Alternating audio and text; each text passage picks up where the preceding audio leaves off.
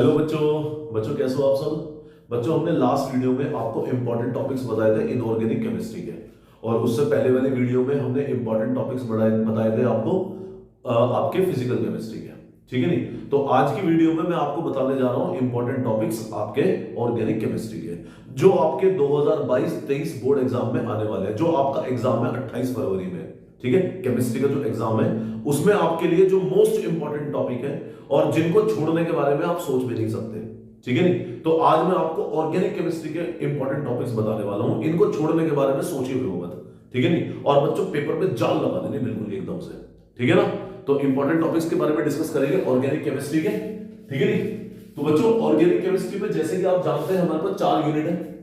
एक तो hello alkenes हेलोरेन है ना, और एक है हमारे पास अल्कोहल फिनोल एंड ईथर, एक है हमारे पास aldehyde ketone and carboxylic acid, और एक है हमारे पास लास्ट वाला अमीन। अमीन के बाद एक हमारा यूनिट 13 है, वो है हमारे पास बायोमोलिक्यूल का।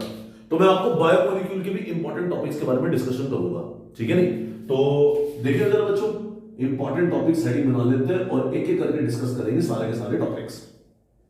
ठीक है ना, तो सबसे पहले बात करेंगे यूनिट 10 हेलो एल्केन्स हेलोरेन। मैं यूनिट 10 लिख देता हूं शॉर्ट में। यूनिट 10 कौन सा है? Haloalkane haloarene. ठीक है, तो हेलो एल्केन हेलोरेन में इंपॉर्टेंट टॉपिक्स है कौन कौन से? ठीक है, एक तो बच्चों हमारे पास सबसे ज्यादा इंपॉर्टेंट टॉपिक इसके अंदर बैठता है हमारे पास नेम रिएक्शन। ठीक है, जो नेम रिएक्शन कौन कौन सी है? देखो नेम रिएक्शन में आपको ये रिएक्शन छोड़ना भी मत। एक तो हमारे पास आती है स्वार्ट्ज रिएक्शन। ठीक है, एक स्वार्ट्ज रिएक्शन आ जाएगी, एक हमारे पास आ जाएगी Finkelstein reaction, Finkelstein reaction. ठीक है, एक हमारे पास इसके अंदर आ जाएगी सेंडमेयर्स रिएक्शन, इंपॉर्टेंट है सेंडमेयर्स रिएक्शन। ठीक है, सेंडमेयर्स रिएक्शन। ठीक है, ये हमारे पास 3 मोस्ट इंपॉर्टेंट रिएक्शन है हमारे पास हेलो एल्केन हेलोरेन के अंदर, यूनिट 10 जो हमारे पास है। ठीक है, अच्छा एक इसके अंदर आ जाएगा बच्चों हमारे पास एक न्यूक्लियोफिलिक सब्स्टिट्यूशन रिएक्शन है। न्यूक्लियोफिलिक सब्स्टिट्यूशन रिएक्शन के 5 से 6 पार्ट है। ठीक है नहीं, एक वो लुकास रिएजेंट वाला है ना, एक हमारे पास विक्टर मेट टेस्ट है P+I2 वाला, एक हमारे पास उससे ऊपर भी न्यूक्लियोफिलिक सब्स्टिट्यूशन रिएक्शन के 3-4 रिएक्शन है। एक NaBr H2SO4 के साथ, एक PCl5 के साथ, एक SOCl2 के साथ, जिसमें हमारे पास सबसे जो हमारा मोस्ट कन्वीनियंट मेथड होता है एल्काइल हैलाइड की प्रिपरेशन के लिए, अल्कोहल से एल्काइल हैलाइड बनाना है। तो न्यूक्लियोफिलिक सब्स्टिट्यूशन रिएक्शन के 5 से 6 रिएक्शन कर लेना, उसमें कंसेप्चुअल क्वेश्चन भी पूछा जा सकता है। ठीक है, तो एक हो जाएगा nucleophilic substitution reaction, important topic है, मार्क करेंगे न्यूक्लियोफिलिक सब्स्टिट्यूशन रिएक्शन। ठीक है, कंसेप्चुअल क्वेश्चन भी इंक्लूडेड है। ठीक है, अच्छा तीसरा इसके अंदर मोस्ट इंपॉर्टेंट टॉपिक हो जाएगा स्टीरियोकेमिस्ट्री। स्टीरियोकेमिस्ट्री कौन सा? वो stereochemical aspects of nucleophilic substitution reaction, जिसके अंदर इन्वर्जन, रैस्पिक मिक्सचर है ना, और एक आपके पास रिटेंशन, और एक आपके पास एनेंटियोमर्स, डाइस्टोमर्स, ये सारे टॉपिक इंक्लूडेड है। ठीक है ना, तो वो सारा का सारा स्टीरियोकेमिस्ट्री के अंदर आता है, स्टीरियोकेमिस्ट्री। तो ये टॉपिक जरूर करना आपको, ये वाला 100% एक क्वेश्चन तो इसके ऊपर जरूर आना है, स्टीरियोकेमिस्ट्री के ऊपर। एनेंटियोमर्स पूछ लिया, डाइस्टोमर्स पूछ लिया, एग्जांपल्स देख लेना इनके, इन्वर्जन क्या होता है, रिटेंशन क्या होता है, रैस्माइजेशन प्रोसेस क्या होता है, इनके एग्जांपल्स भी। ठीक है, बढ़िया तरीके से करके जाने आपको। तो बच्चों हेलो एल्केन हेलोरेन में आप ये करके जाइएगा, और इसके अंदर एक आपके पास हो जाएगा मैकेनिज्म, दोनों मैकेनिज्म, एक SN1 मैकेनिज्म और एक SN2 मैकेनिज्म, दोनों मैकेनिज्म करके जाने। न्यूक्लियोफिलिक सब्स्टिट्यूशन फर्स्ट और nucleophilic substitution second, reaction mechanism करके जाने आपको। ठीक है, ये 4 टॉपिक आपको करके जाने हैं हेलो एल्केन हेलोरेन के अंदर, चारों मोस्ट इंपॉर्टेंट है, छोड़ने के बारे में सोचना नहीं है, ये टॉपिक्स एटलीस्ट करके जाने हैं। क्लियर? बात करेंगे अल्कोहल फिनोल एंड ईथर की, यूनिट 11। ठीक है, alcohol phenol and ether unit 11, पहला टॉपिक हो जाएगा नेम रिएक्शन कौन कौन सी इंपॉर्टेंट है, ये वाली नेम रिएक्शन करके जानी है। नेम रिएक्शन कौन सी? पहली है hydroboration oxidation reaction, hydroboration oxidation reaction.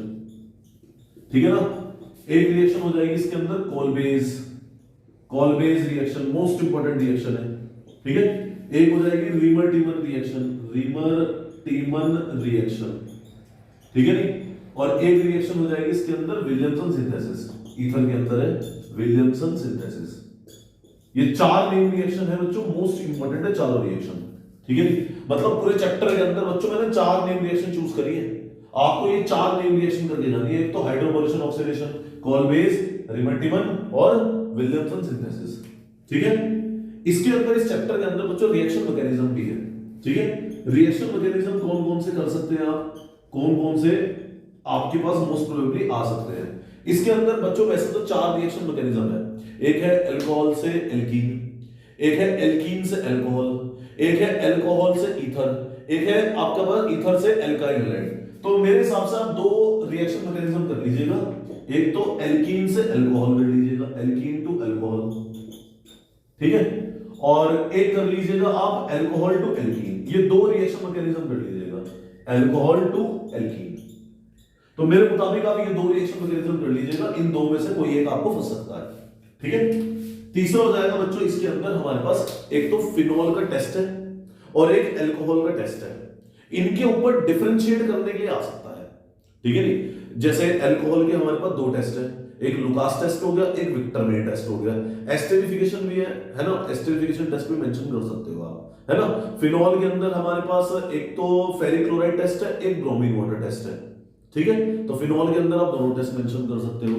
ठीक है, तो एक इनके टेस्ट देख लीजिएगा आप, है ना। टेस्ट फॉर अल्कोहल, अल्कोहल के टेस्ट कौन से हैं, एक तो लुकास टेस्ट है और एक विक्टरमेयर टेस्ट, 2 टेस्ट है। एस्टेरिफिकेशन टेस्ट भी चल जाएगा। और टेस्ट ऑफ फिनॉल, तो टेस्ट फॉर फिनॉल, फिनॉल के लिए 2 टेस्ट है, एक तो फेरिक क्लोराइड टेस्ट हो गया और एक ब्रोमीन वाटर टेस्ट हो गया। तो ये देख लीजिएगा test for alcohol and test for phenol में। ठीक है, एक इसके अंदर बच्चों हमारे पास कंसेप्चुअल क्वेश्चन आता है फिनॉल के ऊपर।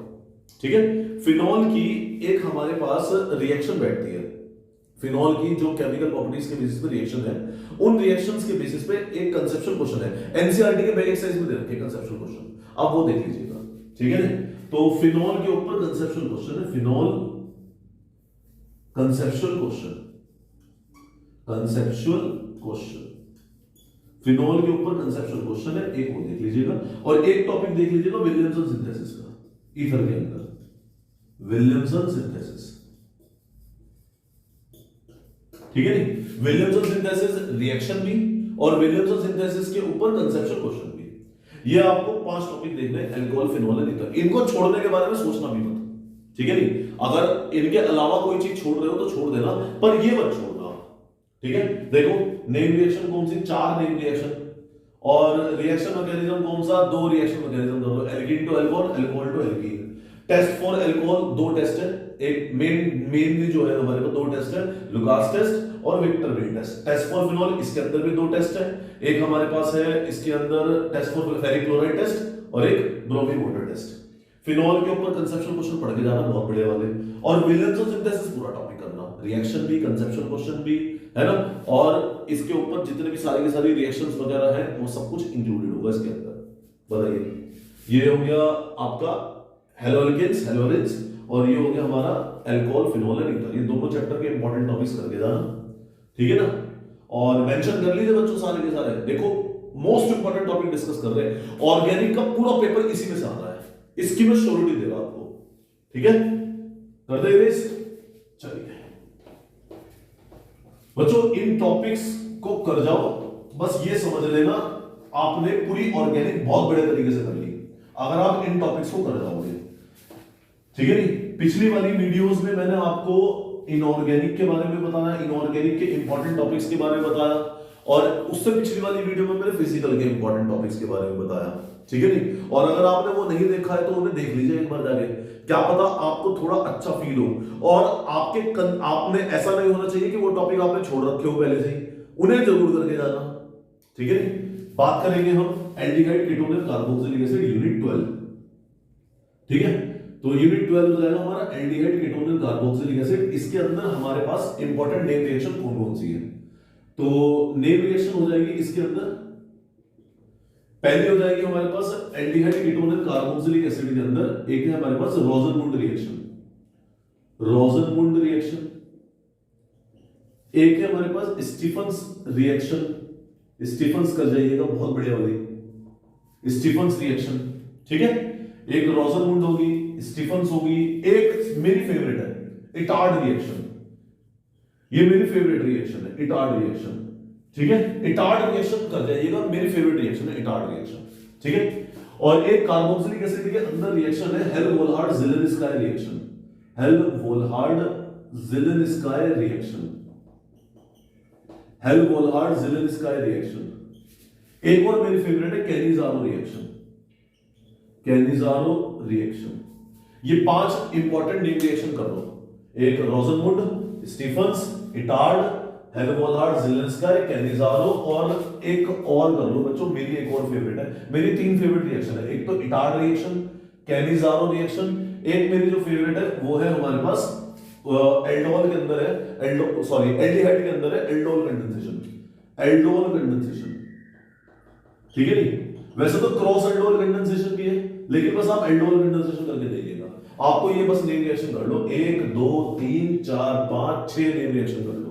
देखो हेलोरिन के अंदर मैंने कितनी बताई नेम रिएक्शन, गिनती की 3 4 बताई, 4 उसमें बताई मैंने आपको, क्या नाम है इसका, अल्कोहल फिनोल एनीथर में, और 6 इसके अंदर बताई मैंने। ठीक है नहीं, बस रिएक्शन को आपको 2 बार 3 बार लिख के देखनी है, अगर 2 3 बार लिख के देख लोगे, बस आपको रिएजेंट का रोल पता लगना चाहिए कि ये रिएजेंट है, ये फंक्शनल ग्रुप के अंदर लगता है, इस फंक्शनल ग्रुप को इसमें चेंज कर देता है। ठीक है ना, तो आपको ये पता होना चाहिए बस। इसके बाद हो जाएगा बच्चों इसके अंदर test for aldehyde, test for ketone, aldehyde, ketone, carboxylic acid and carboxylic acid. Carboxylic acid तो कम है पर देख लेना। एल्डिहाइड के कौन कौन से टेस्ट है, एल्डिहाइड का एक टेस्ट है टॉलरेंस टेस्ट, टॉलरेंस टेस्ट है, एक टेस्ट है फेलिंग टेस्ट, एल्डिहाइड का नीचे लिख देते हैं, एक टेस्ट है फेलिंग टेस्ट। ठीक है नहीं, और कीटोन का कौन सा टेस्ट है, कीटोन का टेस्ट है हमारे पास iodoform test, iodoform test.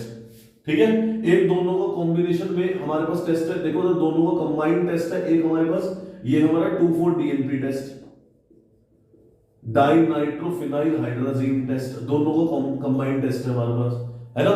Carboxylic acid का एक तो हमारा एस्टेरिफिकेशन टेस्ट है, एस्टेरिफिकेशन टेस्ट। ठीक है नहीं, और एक कार्बोक्सिलिक एसिड का टेस्ट है sodium bicarbonate test, sodium bicarbonate test.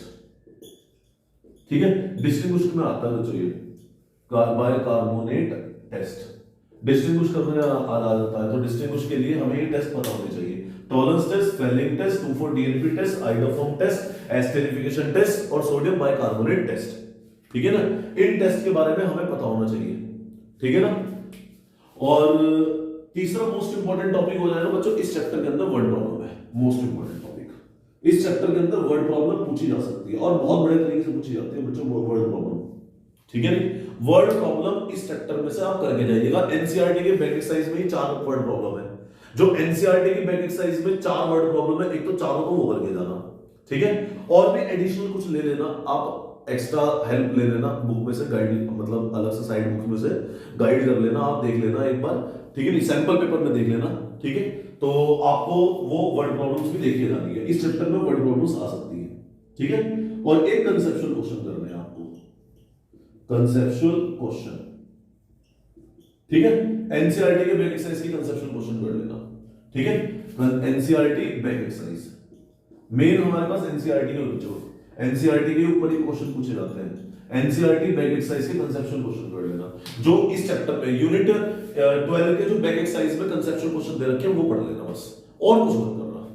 ठीक है, तो 6 तरह की रिएक्शन होगी, 1 2 3 4 5 6 रिएक्शन, और एल्डिहाइड, कीटोन, कार्बोक्सिलिक एसिड के टेस्ट हो गए, एल्डिहाइड के 2 टेस्ट है, कीटोन का 1 टेस्ट है, और कार्बोक्सिलिक एसिड का 2 टेस्ट है, ये अल्कोहल में भी था, एस्टेरिफिकेशन टेस्ट कॉमन टेस्ट है दोनों का, और एल्डिहाइड कीटोन का कॉमन टेस्ट है 2,4-DNP टेस्ट।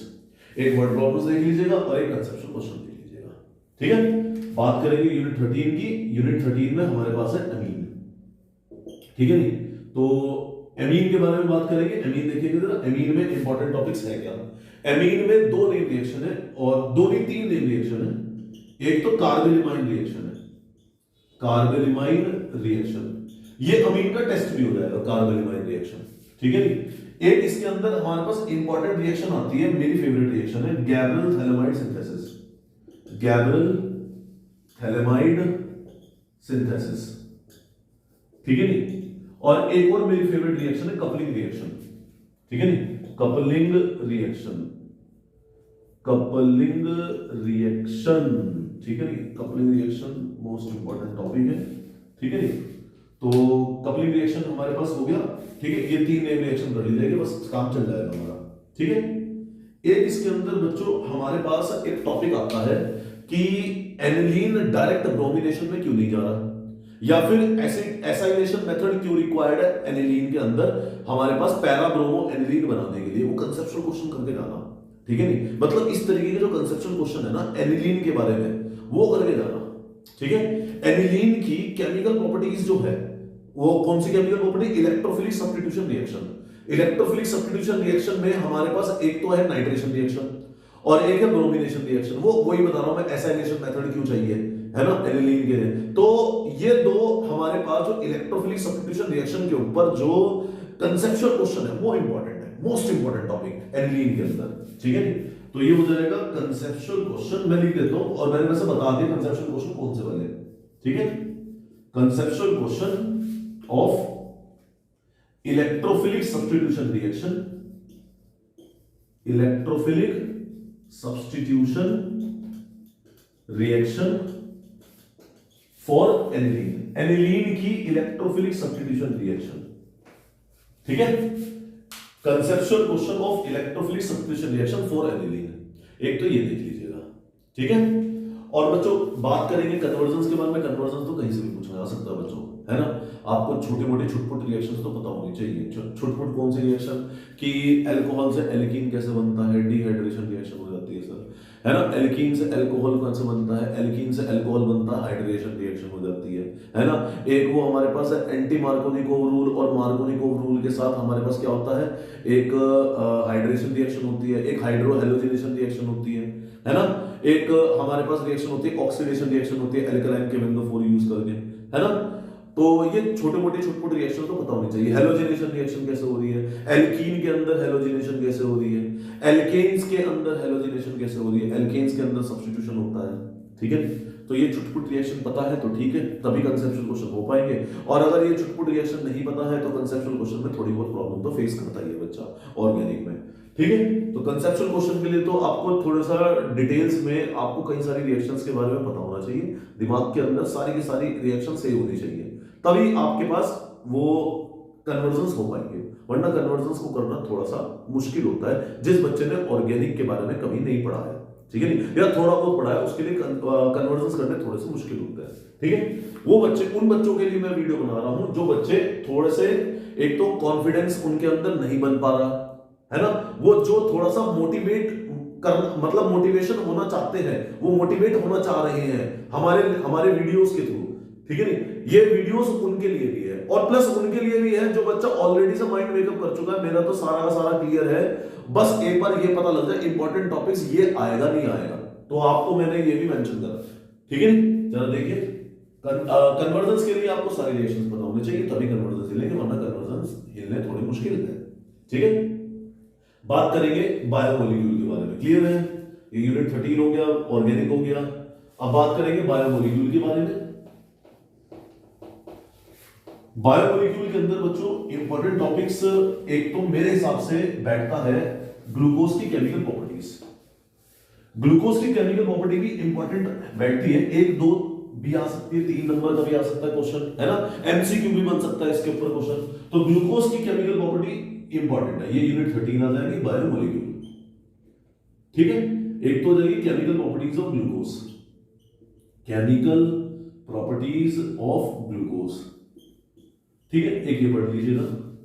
एक हमारे पास हैवर्थ स्ट्रक्चर हो जाएंगे, Haworth structure of glucose and fructose, glucose और फ्रुक्टोज का हैवर्थ स्ट्रक्चर हो जाएगा ऑफ ग्लूकोज एंड फ्रुक्टोज, ठीक है।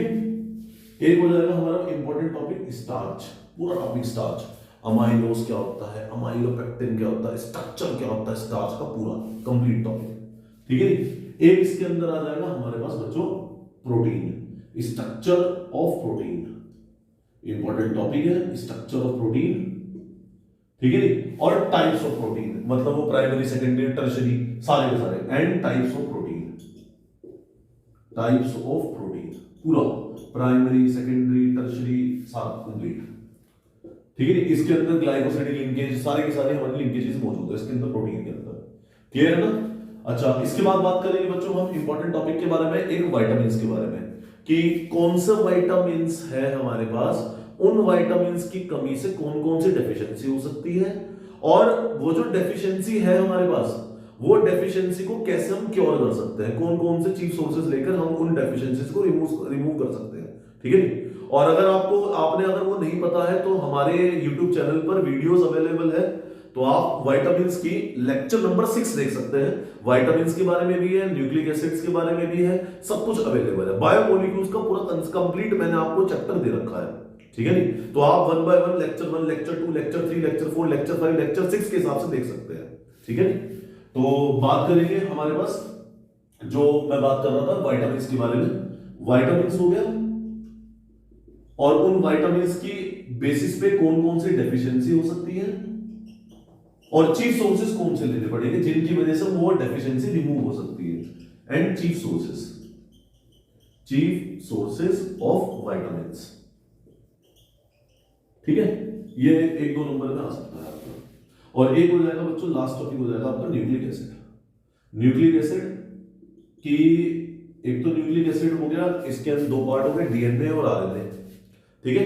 डीएनए और आरएनए का डिफरेंस हो गया, एक डीएनए और आरएनए का स्ट्रक्चर हो गया इंपॉर्टेंट, है ना। और स्ट्रक्चर मोस्ट इंपॉर्टेंट है, ध्यान रखना। बेसिस, इनके बेसिस इंपॉर्टेंट हो गए, इनका जो डीएनए आरएनए के बेसिस पे जो शुगर बनती है, जो हाइड्रोलाइज करके शुगर बनती है, एक वो इंपॉर्टेंट हो गया। फॉस्फेट जो बनता है उसका स्ट्रक्चर इंपॉर्टेंट हो गया। तो आपको ये न्यूक्लिक एसिड पूरा देखना, आपको ये गिनती के 6 टॉपिक देखने हैं, है ना। तो ये इंपॉर्टेंट टॉपिक है बायोमोलिक्यूल्स के अंदर, ठीक है। इनको छोड़ने के बारे में सोचना भी मत, ठीक है नहीं। और बच्चों 28 फरवरी में जान लगा देना बिल्कुल अपनी, ठीक है नहीं। पेपर ऐसा करके आना है कि बस समझ लो कि आपका केमिस्ट्री का पेपर एकदम से बहुत जबरदस्त होने वाला है। और अगर आप हमारे साथ जुड़े रहेंगे, ठीक है नहीं, तो आपका कॉन्फिडेंस और बढ़ेगा, ठीक है नहीं। इन टॉपिक्स को करके जाना, इन टॉपिक्स को छोड़ना मत, ठीक है ना। तो बच्चों ध्यान से देखो जरा, अगर मेंशन नहीं करे तो मेंशन करो। ये हमारे पास 5 टॉपिक्स के मैंने इंपॉर्टेंट टॉपिक्स बताए आपको, 5 चैप्टर्स के इंपॉर्टेंट टॉपिक्स बताए हैं, ठीक है नहीं। और कोई भी प्रॉब्लम आती है, किसी भी बच्चों को कोई भी डाउट आता है, कमेंट सेक्शन में जाओ, मैसेज करो, सर ये बता दो, ये बता दो, फलाना बता दो, हम आपको बताएंगे। क्लियर है ना बच्चों? ओके बच्चों, take care, bye bye and best of luck.